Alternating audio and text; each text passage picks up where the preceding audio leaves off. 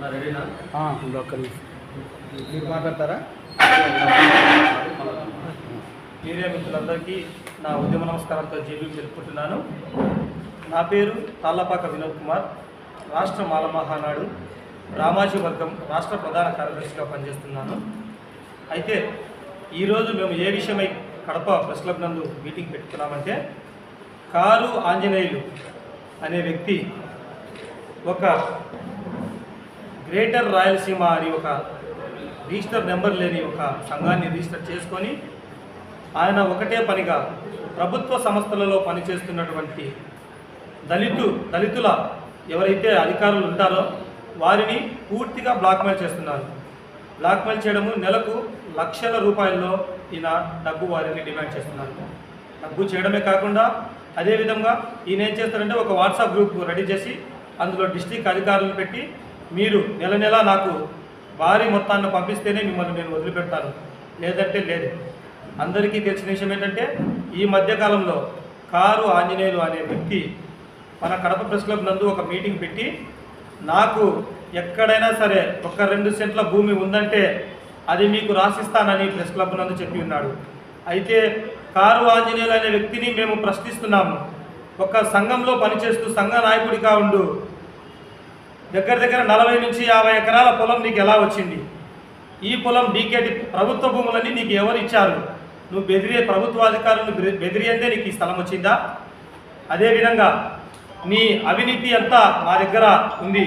దయచేసి కారు ఆంజనేయులు గారు జాగ్రత్తగా ఉండండి. ప్రజా సంఘాల పేరుతో ప్రభుత్వ అధికారులను మీరు భయపెడితే మాత్రము సహించేది లేదు. జాగ్రత్తగా ఉండండి. మీకు అదేవిధంగా నేను చెప్తున్నానండి, ఆయన కుమార్తె మౌనిక గారికి, ఆయన మైనర్ బాలిక, ప్రభుత్వము డీఫామ్తో ఎకరా 90 సెంట్లు ఎంతో ఉంది. అది ఎలా వచ్చింది? అది కాకుండా బెంగళూరులో అపార్ట్మెంట్లో 2 ఫ్లాట్స్, ఈయనకు నెల నెల వడ్డీ వస్తుంది. ఆ ఆస్తి ఎలా వచ్చింది? అంతేకాకుండా R K Nagar, A L M colony, Badvel, ఇలా చెప్పుకుంటూ పోతే మా దగ్గర పక్కా వచ్చిన ఇన్ఫర్మేషను దగ్గర 40 నుంచి 50 వాటి సర్వే నెంబర్లు, ఆయన బినామీలు మొత్తం 50 ఎకరాలు ఉన్నాయి. ఇది కాకుండా ఆయన భాగవతం ఎంతో ఉందో చూడండి. ఇదంతా మేము అధికారుల దృష్టికి, కలెక్టర్ దృష్టికి, సీఎం గారి దృష్టికి కూడా తీసుకుపోతాము. ఒక సంఘాన్ని పెట్టుకొని మీరు ప్రభుత్వ అధికారులను ఇలా భయభ్రాంతులకు గురి చేయడం సరికాదు. ఎందుకంటే ఈయన ప్రతి నెల ప్రభుత్వ అందరూ కలిసి ఈయనకు 50 నుంచి 60 లక్షలు డిమాండ్ చేస్తూ చేయాలన్నది. ఈయన ద్వారా కూడా మార్చుకోకపోతే ప్రజా సంఘాలన్నీ కలిపి ఈయన ద్వారా ప్రజా సంఘాలకు ఎక్కడ చూసినా చెడపేరుస్తుంది. ఈయన బ్లాక్ మెయిలర్గా మారాడు. అదేవిధంగా కొంతమంది ఈయన వెనుక పెట్టుకొని చాలా ఎన్నో దుర్మార్గాలు చేస్తున్నాడు. దయచేసి అందరూ గమనించండి. అధికారులు కూడా ఇటువంటి వ్యక్తిని ఏం చేయాలో మీ దృష్టికి తీసుకొస్తాము. సర్వే నెంబర్లు, పట్టా పాస్బుక్లు అన్నీ తీసుకొని వచ్చి మీకు మేము హ్యాండ్ ఓవర్ చేస్తాము. మీరు మాకు తగిన న్యాయం చేయాలి. ఒకవేళ కారు ఆంజనేయులు అనే వ్యక్తి ఇవి నా స్థలాలు కాదు అని చెప్తే ఆ స్థలాలన్నీ మేము ఆర్డీఓ గారికి హ్యాండ్ ఓవర్ చేసి మళ్ళీ మా దళితులకు మేము రాపించుకునే దానికి పోరాడడానికి ఎంతవరకైనా కృషి చేస్తాము అని ఈ మీడియా మిత్రుల ద్వారా అందరి ద్వారా తెలుపుకుంటూ సెలవు తీసుకుంటున్నాను. జై భీమ్. రామోజీ మానేల్, రాష్ట్ర మాల మహానాడు రాష్ట్ర అధ్యక్షుని.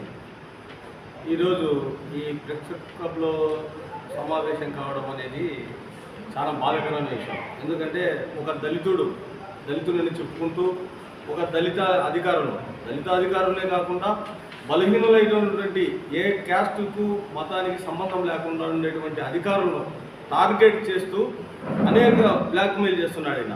గతంలో కూడా ఒకసారి ఆ బద్వేలు ప్రాంతంలో భూములు వీళ్ళు దౌర్జన్యంగా చేసుకుంటున్నారని ఆర్డీఓ గారు అక్కడ ఈ కొంతమంది మీద క్రిమినల్ కేసులు కూడా బుక్ అయినాయి. అక్కడ నాన్ బెయిలబుల్ వారెంట్ కూడా ఇచ్చినారు. అయితే మేము ఆ రోజు ఈయన తరఫున వచ్చి ఇదే ప్రెస్ క్లబ్లోనే ఈయన మంచోడని వాదించినాం. కానీ మళ్ళీ తెలుసుకున్న తర్వాత ఇతను ఎవరైతే బలహీనులుగా ఉంటారో అధికారులు, ఏ క్యాస్ట్ మతంతో సంబంధం లే, వాళ్ళందరినీ బ్లాక్మెయిల్ చేస్తున్నాడని మా దృష్టికి వచ్చింది. ఇదే కాకుండా ప్రతి రిజిస్టర్ ఆఫీసును పోయి వాళ్ళకు 2 లక్షలు మీరు ఇస్తే మీరు నెలకు 2 లక్షలు పంపించమని వాళ్ళకి చెప్పినాడు.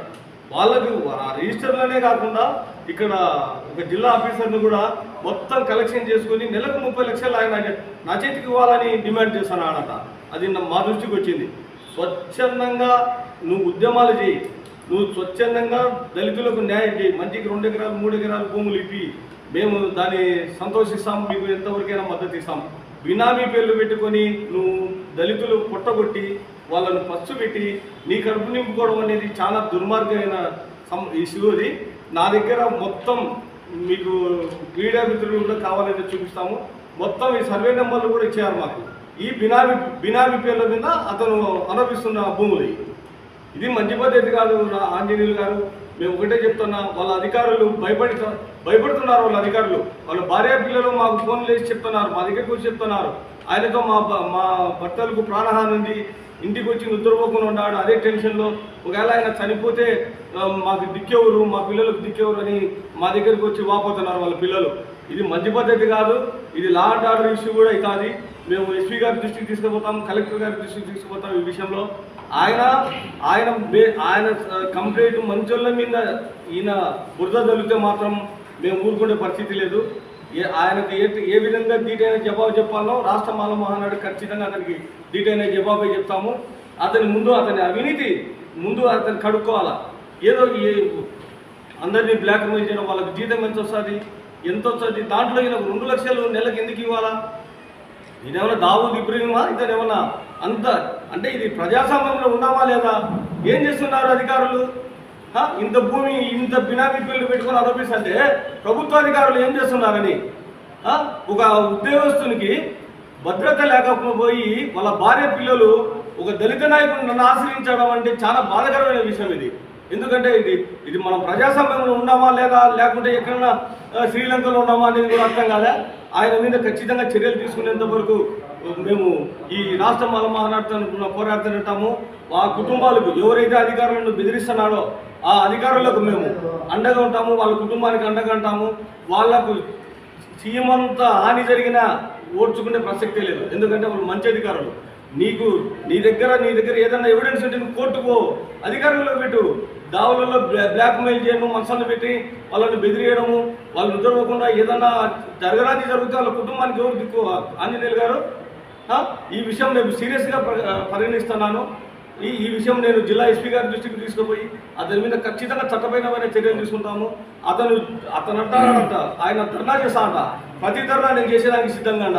ఆయన 10 మందితో చేస్తే నేను 100 మందితో చేస్తా. ఆయన 100 మందితో చేసి నేను 1000 మందితో చేస్తా. దానికి కూడా సిద్ధమే. వీళ్ళు బ్లాక్మెయిల్ చేస్తే మాత్రము సహించే ప్రసక్తే లేదు. ఆంజనేయులు గారు, మీరు చట్టపరంగా పోండి. మన ప్రజాస్వామ్యంలో ఉన్నాం. నీ దగ్గర ఎవిడెన్స్ ఉంటే నువ్వు కోర్టుకో, అధికారులకు చెప్పు. ప్రతి పాయింట్కు వాళ్ళు జవాబు ఇచ్చారు. అనేక మంది బాధితులు ఉన్నారు. ఆయన బాధితులు మా దగ్గరికి రండి, మేము ఫోన్ నెంబర్తో సహా ఇస్తాం. మీరు ఏం భయపడద్దు. అటువంటి గుండాలకు రౌడీలకు అది కాలం చెల్లింది. గుండాల రౌడీజం అది కాలం చెల్లినది. మేము ఎవరికి భయపడే ప్రసక్తే లేదు. కడపలోనే టెంట్ వేస్తాము. ఆయన ఏ విధంగా అధికారులను టచ్ చేస్తాడో చేయమని చూద్దాము. ఈ విషయం మేము ఎస్పీ గారి దృష్టికి కూడా తీసుకుపోయి అతని మీద కఠినమైన చర్యలు తీసుకునేంత వరకు కూడా నిరంతరం పోరాడుతూనే ఉంటాము.